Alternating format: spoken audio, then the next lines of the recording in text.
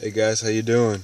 Hopefully you can see me in the nighttime and all. But I just got out of the movie theater and started watch the movie Interstellar, directed by Christopher Norton and good characters, actors like Matthew McConaughey and Anne Hathaway star in that movie, and it's going to contain spoilers.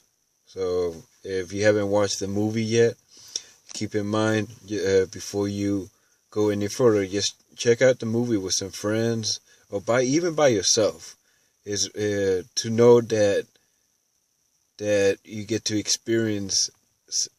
It's pretty much a masterpiece. It's pretty much a really good movie that I can talk about it just a little bit and stuff.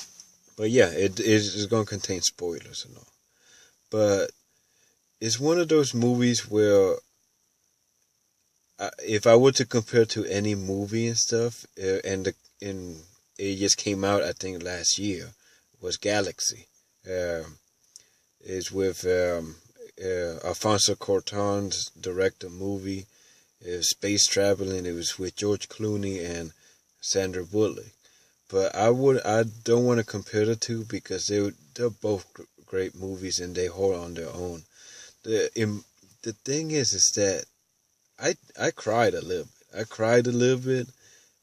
I was kind of teary eyed at some of those scenes and stuff, and I gotta say, when it comes to comparing it to Inception, for example, Inception is still my number one Christopher Norton movie. It still is. But when it comes to the emotional scenes, they deliver. Matthew McConaughey, especially with the daughter, especially with all the actors or the characters, what they had to do in order to save mankind. I don't blame them. I don't blame them for actually struggling with that, for actually trying to do what they did in that movie. And another part that I really find interesting was the secondary cameos or during the secondary part of it when they managed to find one of the former astronauts that went into one of these other interactor I can't even pronounce it, intergalactical traveling, and they went to one of the other test planets to see if maybe they could sustain Earth as a secondary Earth.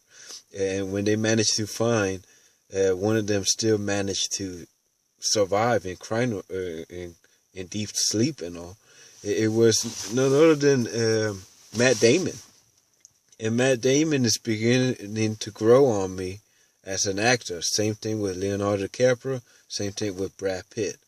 And I really respect that he took a minor role to be one of the secondary astronauts that they managed to find. And for the things that he did and the way that he has to jeopardize things because it is hopeless, there's nowhere to be found, and he just wanted to be saved and rescue and go back home. I don't blame him, man. I mean, it's lonely up there, I bet. I mean, if we're suffering with our own emotions here on Earth, like I'm single, I have no girlfriend or anything. All I have is my family. But if you're up there in space and all you have is recordings of your family, you see them growing up in hours, from like a young child all the way to grown adults. That's something sad right there. That's something that I cannot describe into words. It was really sad. The visuals of the black hole. I mean, you only see like a picture of a black hole on the textbooks, on science textbooks, And I always been fascinated with those kind of things when I was young. I always liked into the physics of it and stuff. But the visuals on how they made made it into a spear, make it like a spherical shape, and how accurate it is and stuff. And I read some, before the movie, I read some articles or lightly look into it because I really don't want to spoil myself that much into it. I gotta say, it was very accurate, and most of the scientists, when it comes to the astronomers and astrologists and stuff, that look into the stars, that research it, that study it, I mean, they're making their livelihood off of it. Christopher Norton, again, does his homework, and people praise that, and how beautiful it was, and you have to watch it. You have to watch it on IMAX. You have to watch it with at least one friend, and talk about it the next day, because they deserve my money. They deserve every bit of it. And I don't know about the movie theater, because we did the dine-in theater and stuff, but those things are expensive. They have to maintain it, so I can agree to it. So I'm glad that I got 2 beers out of it and stuff. Some good old Yingling. But yeah. Okay, so the visuals, the beautiful CGI was top notch. It shows on the IMAX that I went to. Let's see, the actors were all good, even the secondary actors like Matt Damon and Topin Grace, the guy that played Venom.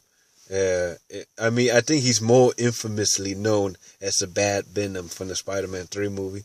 He held his own, and how he was getting ready to beat Matthew McConaughey's own daughter, and the guy who's kind of romantically attracted to the daughter as well. He was getting ready to beat her country boy farmer of a brother, getting ready to beat him up with a pipe iron. I mean, oh my God, man, that was real close. That was real close, and that was something very emotional. And I think they hold their own. I think they did a good job with it, but I wish they had more development. I wish they had more emotional scenes with Topin Grace and Matt Damon.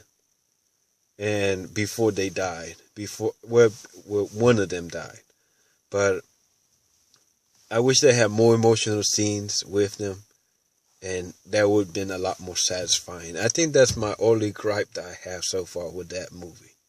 Other than that, it was good. It was up there. I think it's in my top 5 Christopher Norton movies. I think Inception is still number 1. And yes, I can vouch for myself that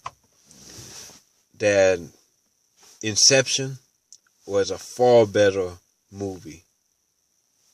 It's number 1 and The Dark Knight is number 2. I am saying that because the people that finance these movies, these movie developers, these executives, they took a risk with Christopher Norton when they made Inception. And when they made Inception and it came out a success, reaching close to $800 million, I think, breaking in the billions worldwide and domestically, they took a chance, and they took it, and Christopher Norton delivered. He is one of the best directors, and he is one of my favorites. He is one that I can respect because he got such visionary arts for it. His movies are not Hollywood. That's the main thing about it. And so he didn't have the pressure that he had with the Dark Knight trilogies because DC Comics was under him and always pressuring him to make it his. He makes it his own vision, but DC is always hovering on it because they are trying to fight against Marvel. DC is trying to fight against Disney's Marvel Comics.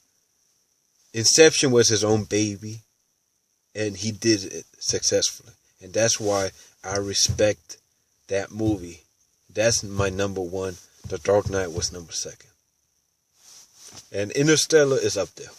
It's up there. I don't know what. I cannot give it a ranking, but not yet, but it's up there. But the emotional scenes out of Interstellar was far better than the emotional scenes of Inception. That's all I can say.